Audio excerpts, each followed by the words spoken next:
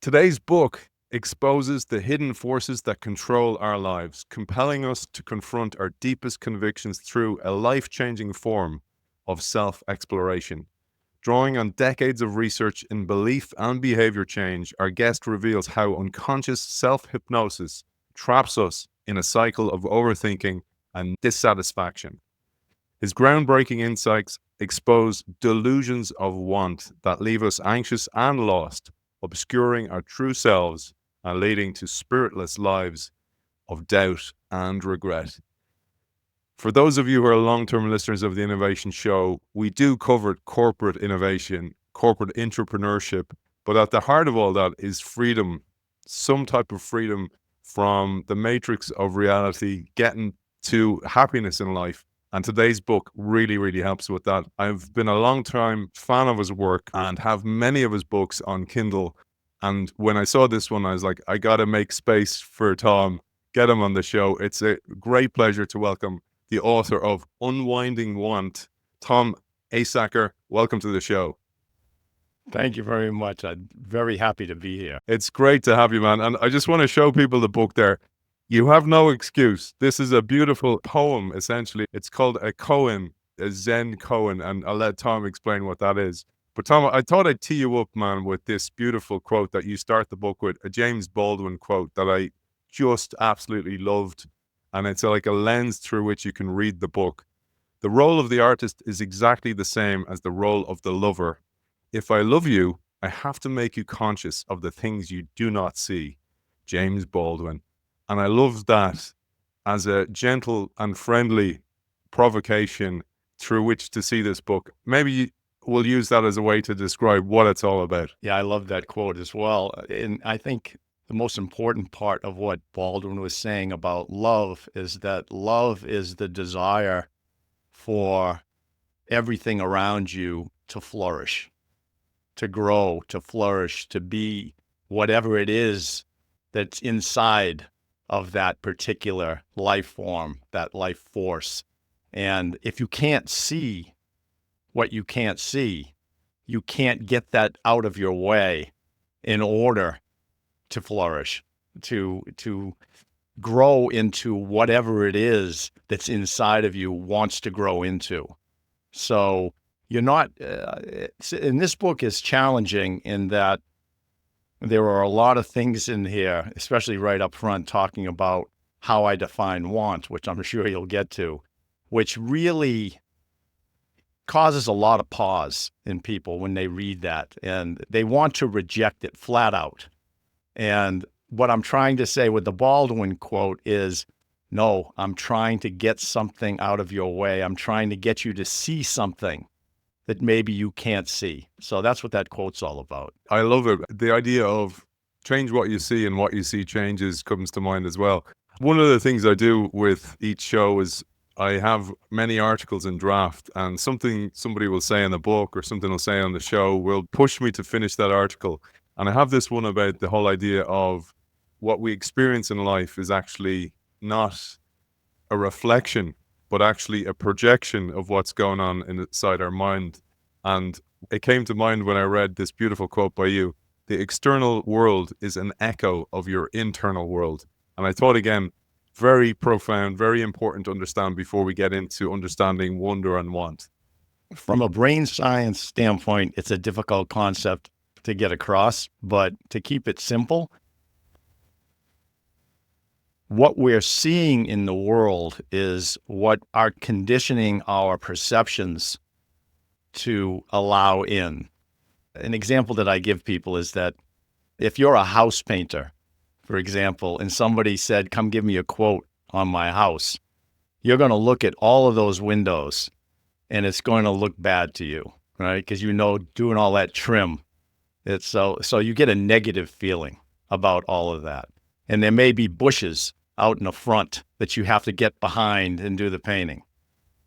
If you're a thief and you look at that house, right, that looks good. You have a good feeling about this house because you see bushes you can hide behind. You see all kinds of windows you can go in and out of to make a quick escape. So we're looking at life through a particular lens that we're not even aware of. it becomes an echo of our inner world. And it's something that really needs to be looked at from an internal standpoint all the time, because you'll get certain feelings, and these bodily feelings, you're not really sure where they're coming from, but your mind gets turned on by those feelings, and it starts making assumptions about where these feelings are coming from. And usually it's looking out into the world, looking for patterns. Oh, we know why you're feeling this way. It's because of this, and it's because these people think this, and nobody's calling you back because they don't connect with your ideas. Whatever it happens to be, none of it's true. None of it's true. You have no idea what's going on in other people's worlds, their inner worlds, their minds, their lives. So it's just really important, because it can cause, you can spiral. It's what creates, when people say they're stuck, it's what creates being stuck. It's all mental. It's not about reality. And we'll come more to that in a while, because one of the things that really struck me reading this book was how so many of us create those stories in our head that prevent us from doing what we truly want to do, or what we feel we want to do. And then we come up with these assumptions or these excuses with the language to tell ourselves, oh no, that'll never work, or it's too much work, or we look for all the blockers of why we can't do it. And then we get stuck in that hamster wheel that we talked about before we came on air.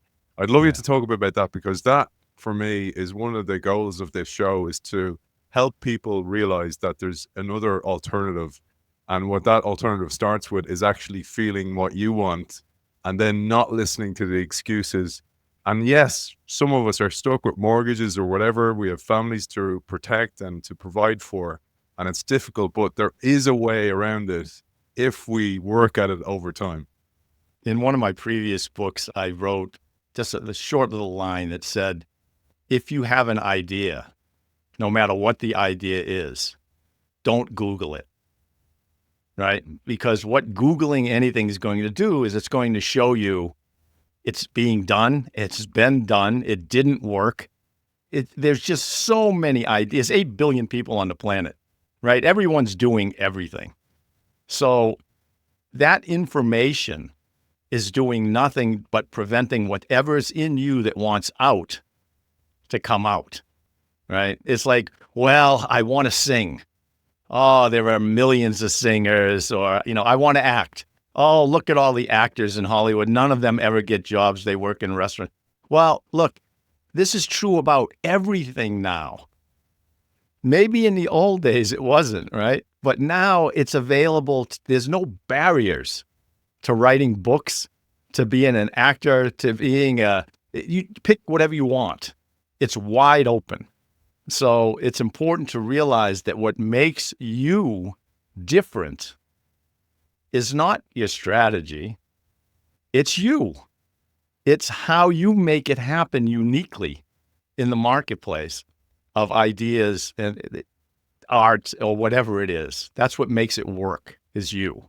I love that, man. For anybody who is a father and their wives, like mine, used to Google when the baby had some type of symptom, the worst thing they could do is go to Google. So it's the exact same thing. Absolutely. Absolutely. I mentioned earlier on the idea of wonder and want. And one of the things about the book is you put under a microscope many words and the power of language, and how language was a later development or a later technology really in human life cycle. But the word wonder, you tell us, is such a powerful word. It means to be astonished, to magnify. Wonder is the window to being truly alive. And you tell us you want us to fling open that window and be astonished by that single word. I thought I'd pick a few of the words that you focus on, because some of them, like wonder and want, are very important in the book. Yeah, wonder. Look, every great idea, from religious ideas all the way up to marketplace ideas, all came because somebody wondered. about something, typically something that didn't feel right. This doesn't feel right about the world, right? There was an inventor, David Levy, and he said, somebody asked him once, because he invented so many things. People said, you're so proficient in inventing. He said, how do you do this? He said, I used a curse effect. And they said, what the hell's a curse effect? And he said, anytime I hear someone curse, that's a sign for me to invent something. So that was his way of turning on his wonder. Like, why would somebody be cursing about this? And then he would wonder about what can be done to make this better. We should be living right now in a world of wonder, right? Because there's a lot of people cursing today. There's a lot of things we can be doing right now. And we have the resources to do it. We have the mental capacity to do it today. It reminds me of, I bring my son to school every morning in the car and in rush hour traffic, and that can be difficult. And that idea of the curse and the curse triggering something, I looked for that in myself. I looked at places where I was frustrated or where the feeling was giving me some type of wrong notion in my head, like rush hour traffic's terrible. And in the commute every morning now, when I get stuck, when you have somebody who's slow in front of the lights and they make you miss the light, when you get stuck in the red light. So now I've reinterpreted that as a chance to do breathing. So I do breathing with my son every time that happens, and he knows why I'm doing it as well. But it was that whole idea of rewiring the negative into a positive. And again, the book does this. And one of the things you say here is that our minds don't like the interpretation that you suggest of want. Our minds want us to grab the phone, look it up, and then debate it. The mind is pathological that way. And I'd love you to tell us a little bit more about this, because want and unwinding want is at the source of the book. And you tell us here, and this hugely resonated for me, because it really is what the driver for me behind the show is, to let curiosity be your compass, not want. Okay. So this is where it gets a little bit, this is where some people are going to say, no, I don't agree with that. And hopefully we'll get to have them understand before we end. So I define want as anything that you are doing or allowing to continue in your life, including your thoughts, believe it or not. You want it. That's want. Because if you didn't want it, you wouldn't continue to do it. And the pushback I immediately get is, that's not true. I don't want it. I don't want this job. I have to go to this job, right? I don't want this relationship. I have to continue with this relationship. I don't want to go to the gym. I have to go to the gym to work out. It's just not true. I grew up in a place called Brockton, Massachusetts. And it was the home of guys like Rocky Marciano and Marvelous Marvin Hagler. I went to high school with Hagler. I worked out with a lot of these people. And they would show up at the gym 4 or 5 in the morning. They would eat bowls of rice in the morning. And I would ask them why they were doing it. Like, who wants to be eating rice at 5 in the morning? And they would just look at me like, why are you asking stupid questions? I want to do this. This is part of what I do to become a champion, right? So when you look at these people, they recognize that the things they want, they're doing, whether or not they like them or not, they want them. And that's what makes them great. And I believe that if people can wrap their head around everything in life they're doing or allowing to continue they want, that will give them the internal power to then look at it and say, yeah, this is on me. I have choices I can make. What are the choices I want to make? That doesn't mean that you immediately stop doing what you're doing. That just means that maybe you look at it through the lens you looked at sitting in traffic through, which is, hey, this isn't really bad. This job that I have that helps me feed my family and send my kids to school. And why am I looking at it that way? And the reason you're looking at it that way is you're saying, I have to. The more you say I have to, the more it makes it feel like you have no choice.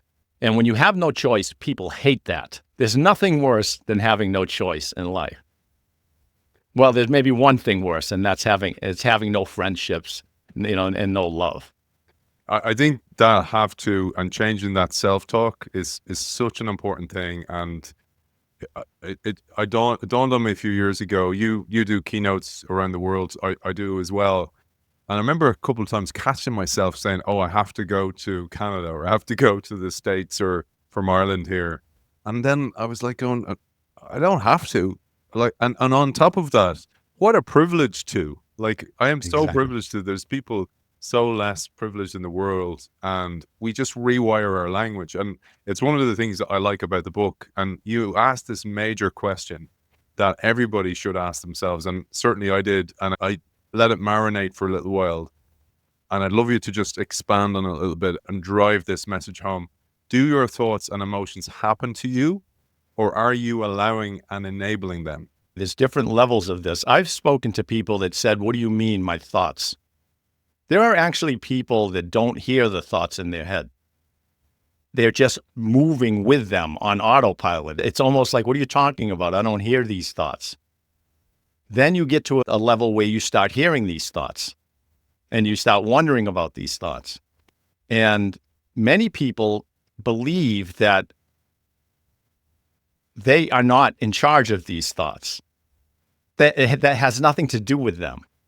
They'll even say things like, oh no, and I think they're grabbing this from some Buddhist traditions. They'll say things like, oh, your thoughts are just like passing clouds. And in particular, that kind of metaphor, I really dislike that.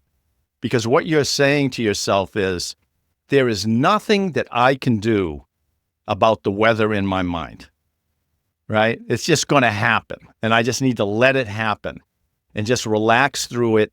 And then it'll change just like the weather changes. That's not true, because you can do things that will condition how your mind now starts reacting to things.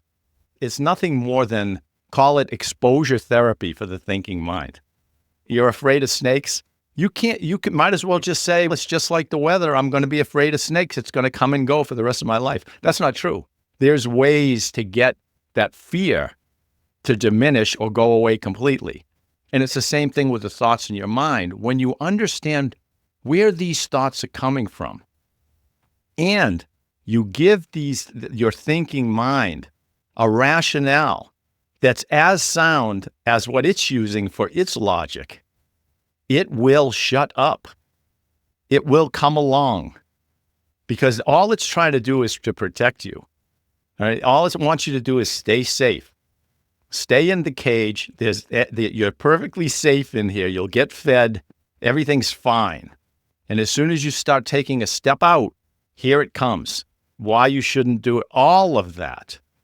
And I think that's the reason why they say that when people get into like their 80s, 90s, they don't really care about what anybody thinks about them or what they're doing, right? Because what they have basically said to their thinking mind is, hey, look, I don't have a lot of time left anyway. So nothing that you say to me is going to have any effect on what I've got left. And so the thinking mind, seeing that there's no effect on the information it's giving back, stops. It says, okay, this is useless. This person is not listening. So you can train your thinking mind. Why do you look at entrepreneurs and you say, how can these people do this over and over and over? How can they keep failing? Well, because they've taught their thinking mind, this isn't the end of the world if I fail. So now the thinking mind leaves them alone and lets them do something again. It says, oh, I guess you won't die. It's such an important thing. And one of the reasons I really wanted to interrupt our usual broadcast to bring this book to everybody is that when you realize actually nobody cares, they shouldn't care. If they care, they've got nothing going on in their own lives. And I was talking to a couple of colleagues recently, I'm running this big event over here, Tom, the Reinvention Summit. And one of the guys, Scott Wolfson, he said to me, he said, it sounds like it's kind of like a sand mandala. And I didn't know what a sand mandala was, but a sand mandala is this beautiful, what Tibetan monks do is they create this beautiful design, a mandala out of sand. And it takes them hours upon hours to create this beautiful thing. And then at the end, they just wipe it off. And I was thinking about that. And I was like going, a creation is kind of like that. But I was like going, so is life, if you really think about it. And I think that's what older people realize eventually is actually there's nobody keeping score. There's nobody keeping receipts on what you're doing. And if you actually just let it go and just realize it's about you building your own mandala, whatever that is. And when you let go of the feeling of what will they think, like who the heck are they anyway? Exactly. Not only that, if you don't take all of this seriously, if you realize that like the mandala, whatever, it's going to get swept away. All of it gets swept away. There actually was a story about, I don't remember where it was, but the monks were making one. And it was beautiful. It's taking days and all that. And I think they moved away from it or something to rest a little bit. And some little kid, like a toddler, got up on stage and started dancing on it and messed the whole thing up. And I thought that was the funniest thing I've ever heard. But everybody there got mad. All the people watching, they were all angry. And I said, they have missed the point completely if they're angry about that. Brilliant. I hope the monks didn't get I think they did. And that's why seeing through all of these illusions is a difficult thing. You can be in an illusion as a monk, right? I have to say, I do that myself. You think sometimes you even getting stuck in, oh, I got to figure it out, or I got something figured out.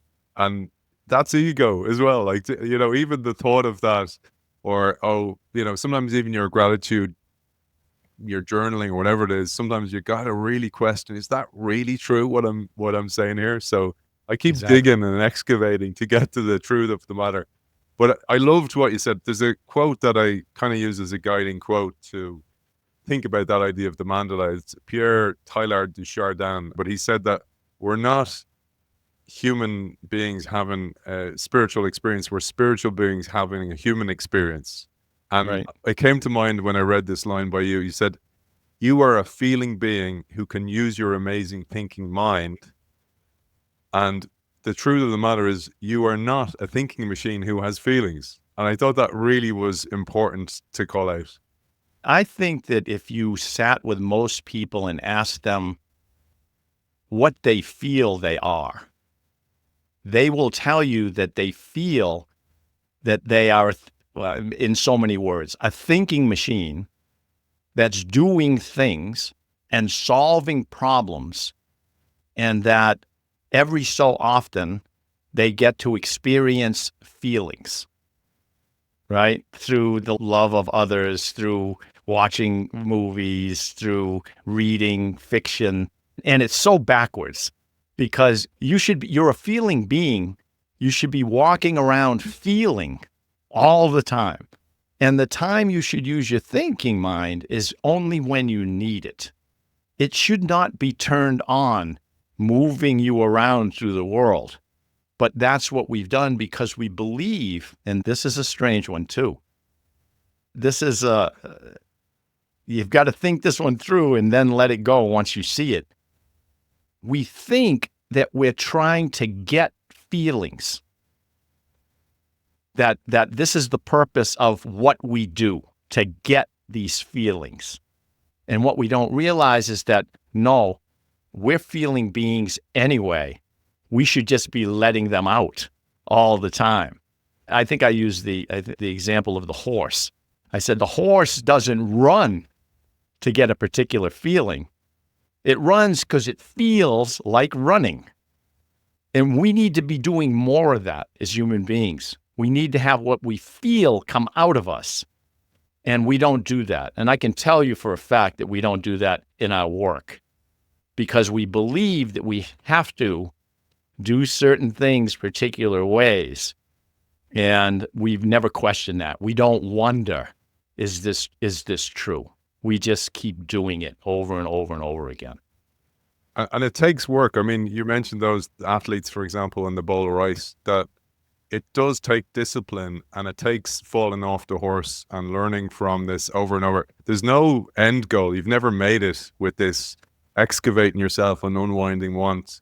And one of the key things that you talked about is understanding and unwinding delusion, because we are masters of self-delusion. This is the next chapter and a really important thing to look at. We won't get through all the book, and I don't want to, because I do want people to read it. And it's not a book that you can even cover in an hour show.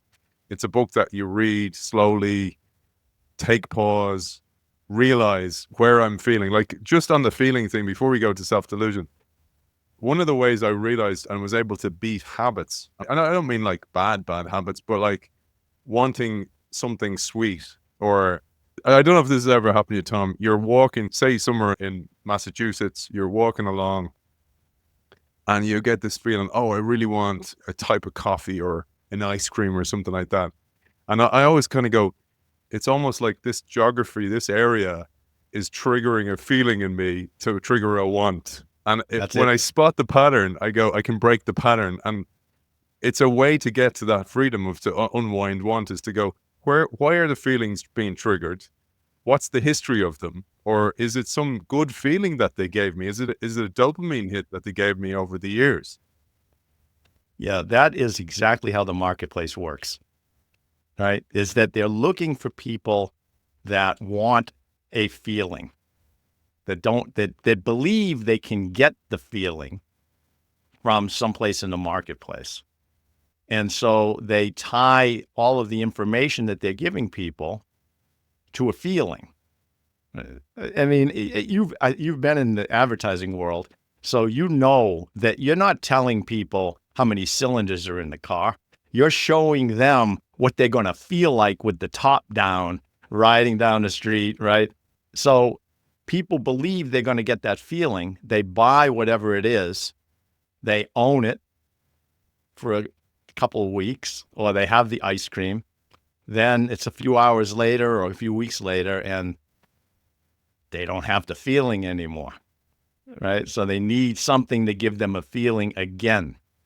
And that if you have the feeling, look, this book is dangerous for anybody. Like no one in the marketplace should want anyone to read this book, because if you read this book, you will probably look at all this stuff in the marketplace and go, what the hell am I looking at any of this for anyway? I don't need this. It's not what I want, right? Because you don't get feelings from the world. They come from inside of you, and you let them out. It's different.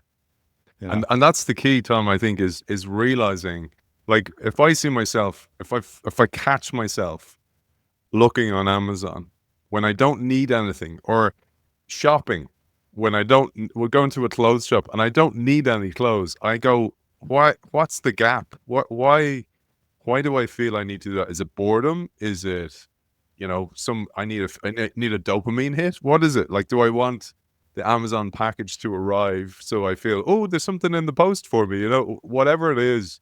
And I think that's where the real freedom of unwinding want for me comes from, is spotting that pattern and breaking it and realizing what was behind it in the first place. And then you realize, actually, if you're lucky enough, there's very little you actually want.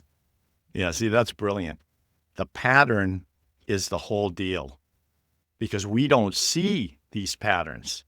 They're invisible, they're hidden, and they're operating us, and we don't know they're operating us. And it feels good because it's a pattern, right? It's comfortable. We're doing it over and over again, right? And yet, when you look at people and you say to them, how do you actually feel? Are you happy? Are you satisfied? And people will say no. And the reason they're saying no is because whatever that hit they got, it's gone. You'd have to catch everyone when they're getting that hit for them to say, yeah, I'm happy. But you can't continually get hits like that. It doesn't work that way. Tom, that again, part of this show and again, part of my work is, and I can see it in yours, is to get us to wake up from that self-delusion and get us to see with new eyes, to be able to clean the lenses, to be able to see things as they are. One of the things you see time and time again is, and I did this, I don't think I'm above anyone, I've done this, I got stuck in it, which is you're working for a company, you're working your ass off, you're putting your family, your friends, yourself, your health, all second place to doing the job. Yeah. And there's a little bit of people pleasing in that. There's a little bit of kind of going, oh yeah, Aidan's great, he does a great job, he really works his ass off. And that feels good. And you get addicted to that pattern or that cycle. And then you think you're indispensable. And while this didn't happen to me, I see this happen to other people. Then they get let go by the company and they're like, going, I just didn't see it coming. And they've neglected networks, they've neglected friends. And when they need them, then all of a sudden they don't have them. And they just are stuck in this, oh my God, the company screwed me. And it's kind of like going, look, the company doesn't owe you anything. You are working. It's a transaction. So don't give up yourself. Don't give up all who you are for the job, because the job really at the end of the day doesn't care. You can take that example and elevate it to the corporate level and say to yourself, okay, let's say that the organization has taken its eyes off of relationship and has focused inwardly on the things they do, not the relationships with the external world, right? The same thing will happen.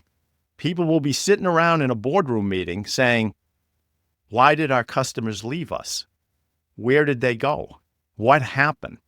How come, they're not loyal? Customers aren't loyal anymore. Loyalty is a funny word, right? No one's loyal to a cereal box. They're loyal to a country, right? The people fighting a war. They'll lose their arm and still go back out to fight, to protect their families. That's loyalty. But somehow, organizations get in their mind. How come they're not loyal anymore? That's not how that works. To your point, it's transactional.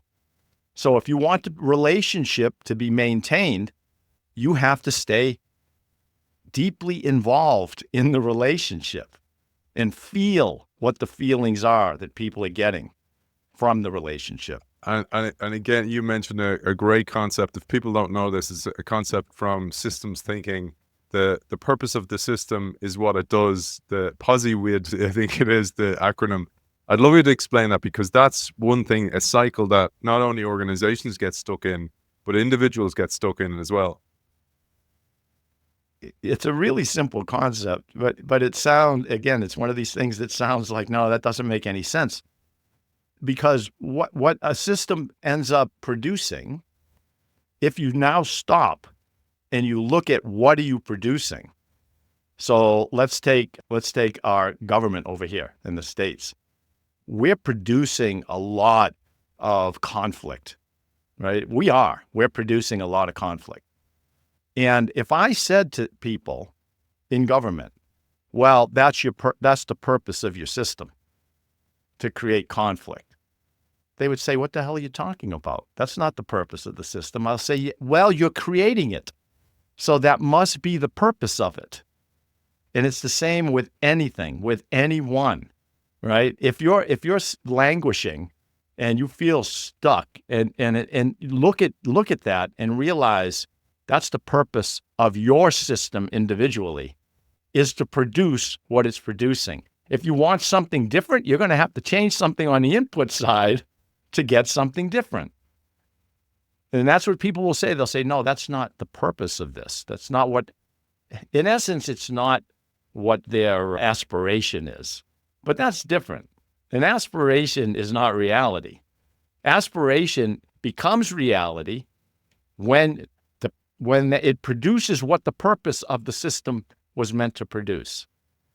So those two things become real when they're in balance, not when you're deluded and you think, well, I'm losing every boxing match I go into.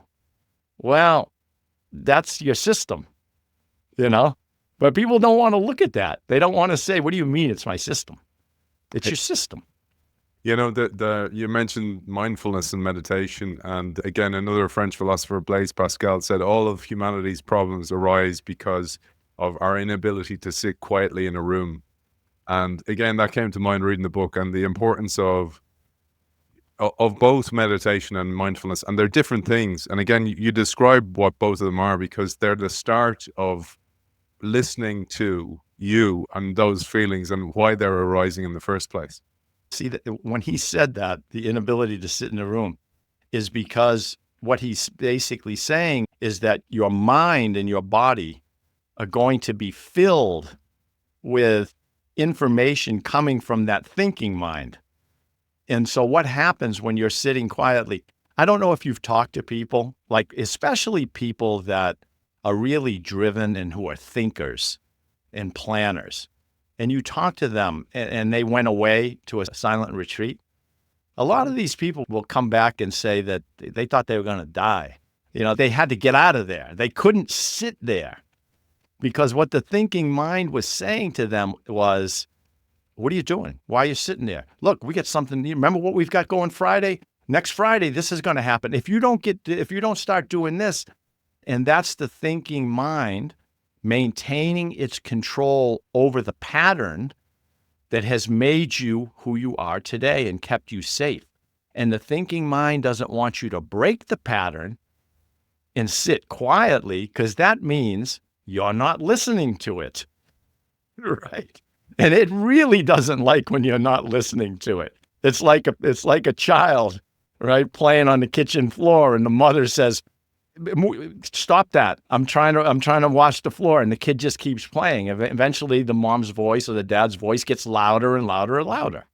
There's a couple of things I really wanted to get in before we land the ship, which is how fear and wanting to have all the information possibly available before you leap and make the decision cripples so many people. And again, it's whatever's going on in your mind, whatever you're feeling, whatever thoughts are crippling you.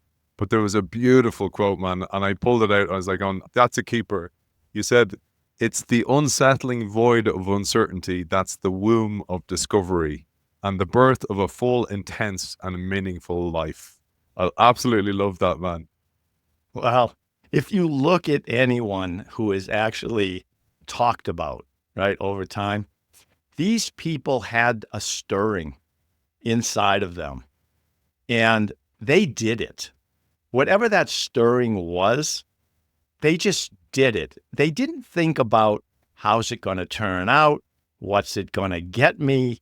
Will I be liked? None of that stuff. Now, the bad news is that many of these people, it didn't turn out well for, right?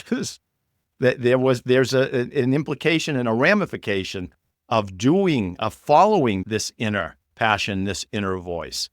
But if you have it and it wants out and you don't let it out, I can guarantee you get to the end of your life and you say, what kind of life was that? Or you can be Bob Dylan and you can go to the Newport, festival, folk festival, and say, no, I'm going to play with an amp. I'm going to play rock. I'm going to play with an electric guitar. I don't care what they think. I'm going to do this. And it's wild. I mean, what I recommend people do, read the book, but then go watch some great sports team documentaries, right? Go watch some documentaries of great musicians and bands and watch where this came from that made these people great. It came from inside of them. And it wasn't that they had the best individual players.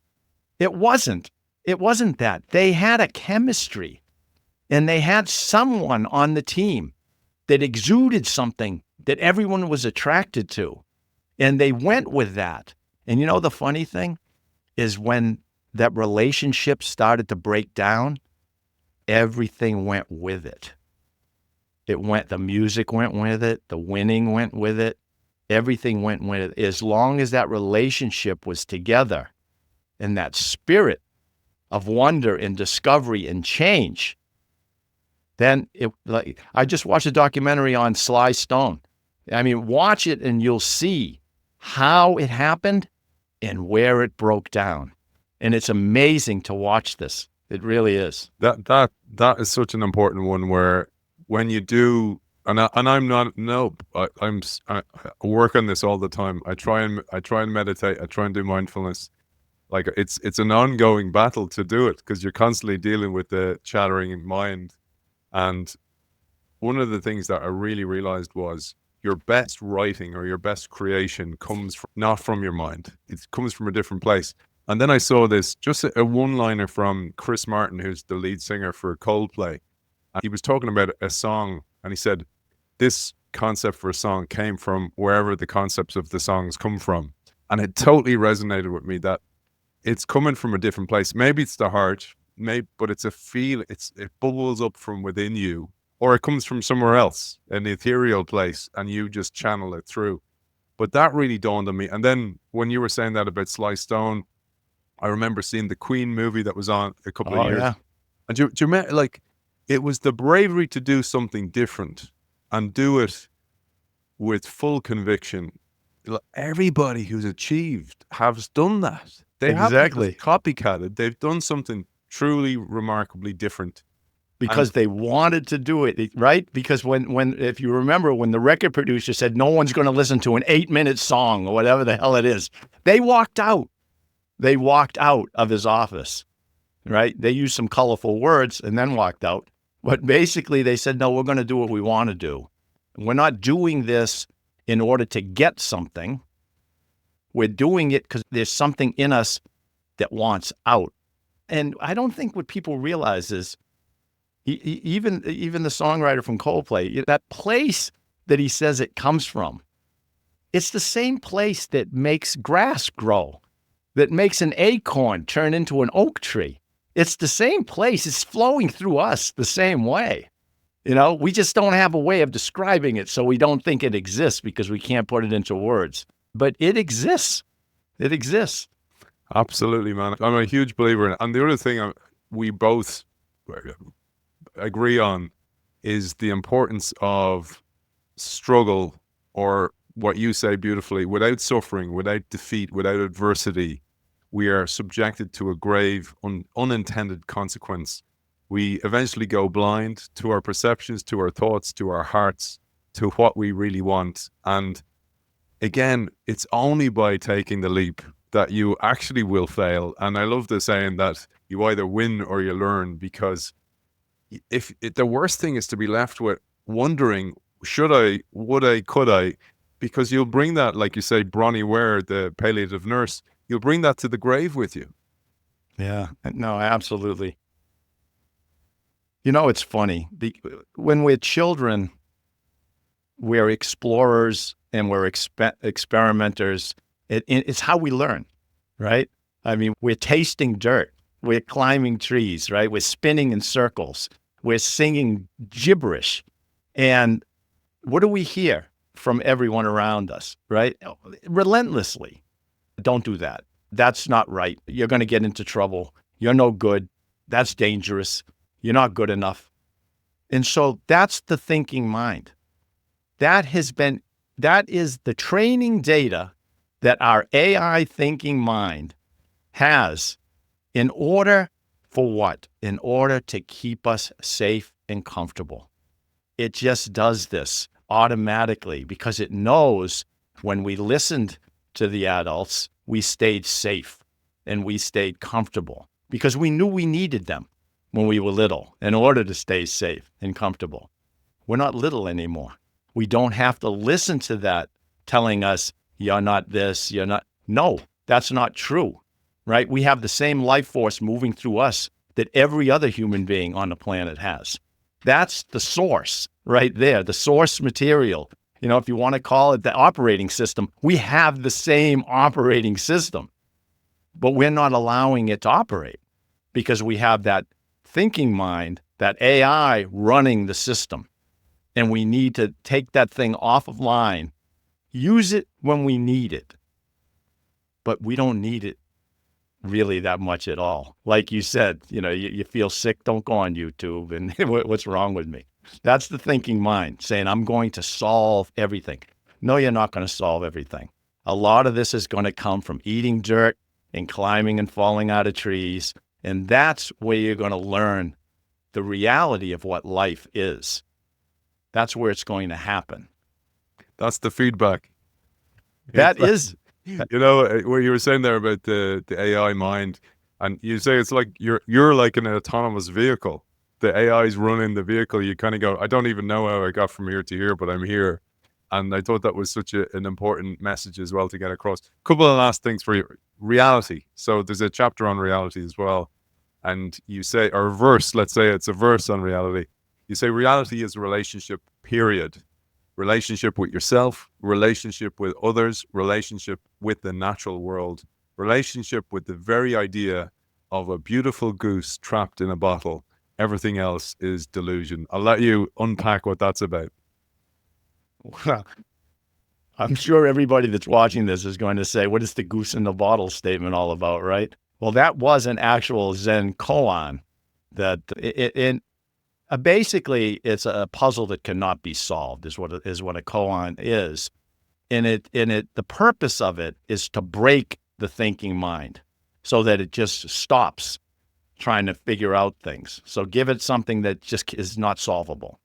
And so as the story goes, the master there gives this student the koan about, someone has raised a goose in a bottle, and the goose has grown so big inside the bottle that it can't get out through the neck of the bottle.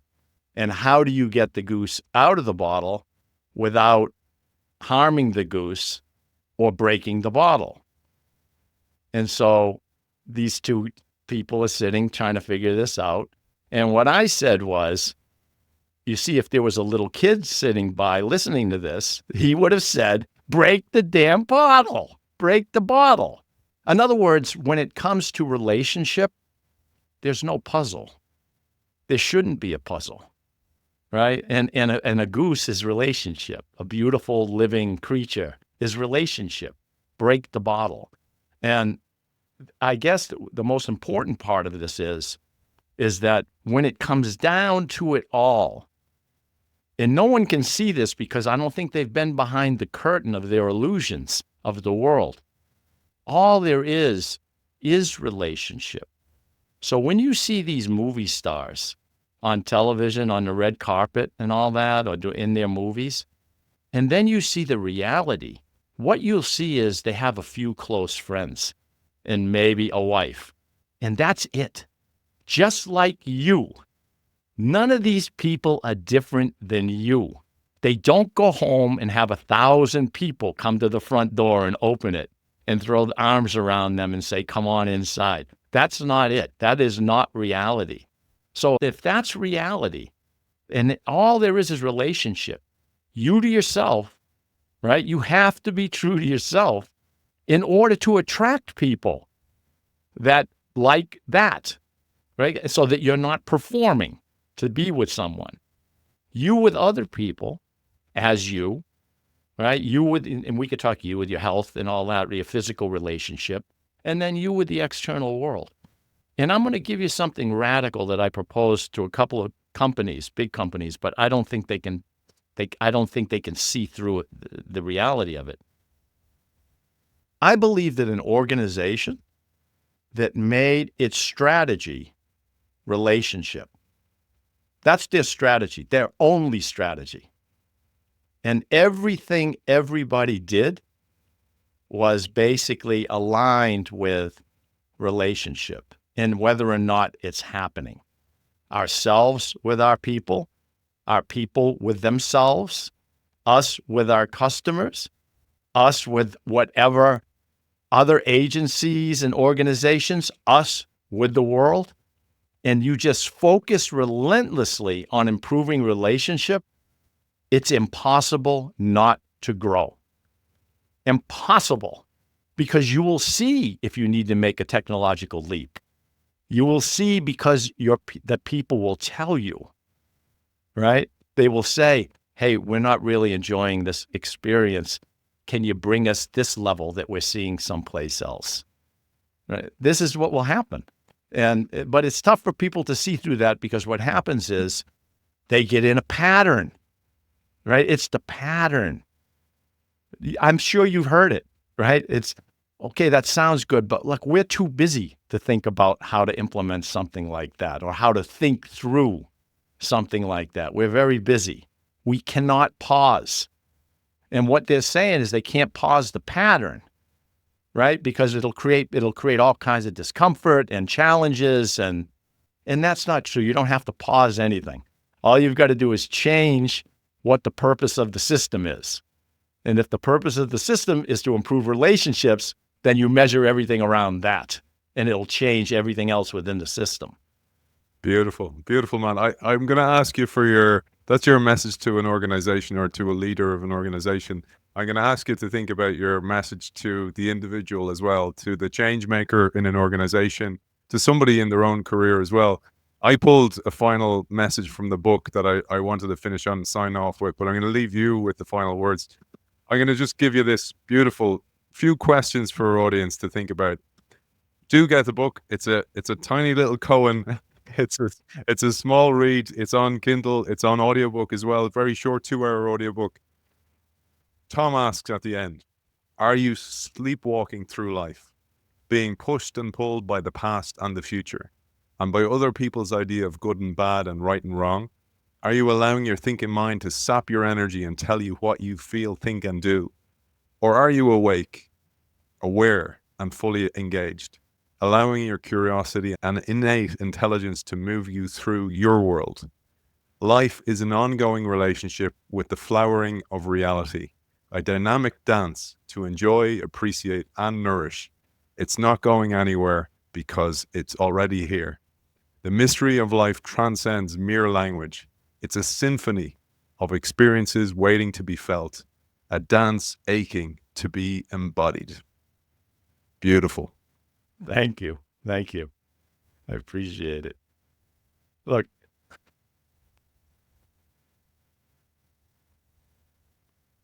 being in flow with your feelings now and not trying to get feelings someday in the future, because that's what leads to regret, is not being in flow with feelings now. Emily Dickinson wrote that the sense of living is joy enough. But most people don't have that sense because they're blocking it with the delusions of want, right? Of this and that, and now and then, and right and wrong. So really what we all need to do is, number one, stop lying to ourselves.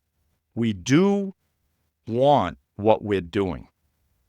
Because why? In most cases, it helps keep us safe and comfortable in our own minds. Feelings are what we're about and what we want to allow. Feelings true to ourselves on the inside, not what we want to get eventually from the outside. And relationship, as I mentioned, is all there is. I mean, everything we do is an opportunity to express our true feelings and enhance relationship. Everything else is a self-protective and, in many cases, harmful delusion.